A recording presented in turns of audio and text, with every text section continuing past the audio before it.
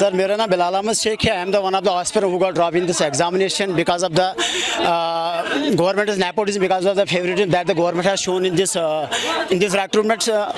So हम इस यहाँ पे हर रोज़ प्रोटेस्ट करने के लिए क्यों आते हैं? क्योंकि जो गवर्नर साहब ने हमारे साथ वादा किया था कि हम आपको इंसाफ देंगे. We will give a proper kind of justice to you people, those whose justice has been curtailed from the concerned department, from the concerned government. तो हम इसी मकसद के लिए यहाँ पे आते हैं. अगर हमने गवर्नर साहब के सामने सबूत भी रखे, हमारा आई विटनेस सामने भी आया, उसने अपना इकबाली जुर्म कर भी है, तो गवर्नर साहब क्यों नहीं अभी तक कुछ क्यों नहीं बता रहे, पब्लिक डोमेन में क्यों नहीं लाते हैं कि हम आप लोगों को जस्टिस देंगे with in coming days?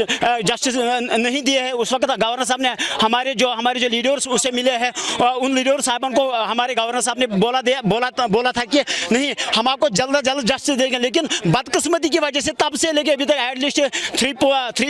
At least 3 months हो गए, कोई भी मैसेज, कोई भी ट्वीट गवर्नर साहब की तरफ से पब्लिक डोमेन में नहीं आता है.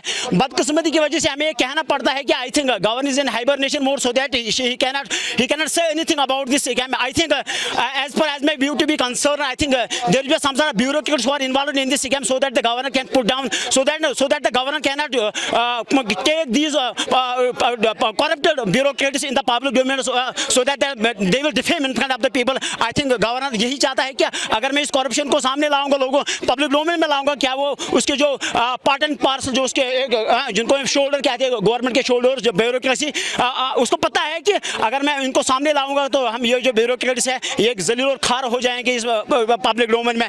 तो हम ये गवर्नर साहब से मोदिबाना अपील करते हैं कि हमें मजबूर मत कीजिए रोड ब्लॉक्स करने के लिए, हमें मजबूर मत कीजिए सड़कों पे आने के लिए. आप लोग हमें मजबूर करते हैं ये कदम उठाने के लिए. फिर आप लोग कहते हो कि हमने यहाँ पे जीरो टॉलरेंस अपनाई है. कहाँ की जीरो टॉलरेंस है? हम गरीब खानदानों से बिलोंग करते हैं. मैं I am working as a private school teacher. मेरे वहाँ पे 6000 मंथली में सैलरी में being as a married person, I have two children. तो मैं क्या दूंगा अपने बच्चों को? क्या मैं उनको मारूंगा? क्या इनको इंसाफ नहीं आता है? क्या हम पिछले 4-5 सालों से यही इन लोगों की तरफ से हमारे से भ्रष्टाचार हुआ है. इन्होंने नेपोटिज्म अपना है, ब्लड रिलेशन के तहत इन लोगों ने. क्या अगर हमारे पास भी फांसी होते हम भी करते हैं ना, लेकिन हमारा ज़मीर इजाज़त नहीं देता है ये करने के लिए. लेकिन हम बदकिस्मती से कहना पड़ता है कि गवर्नर साहब इस वक्त हाइबरनेशन मोड में है, वो इसके ऊपर कोई एक्शन नहीं उठा रहा है. अगर हमने गवर्नर साहब से कहा है कि हमें ऑब्जर्वेशन नहीं चाहिए, but we want only CBI inquiry, we want to take out those nonsense bureaucrats who are taking the part and parcel in this corruption.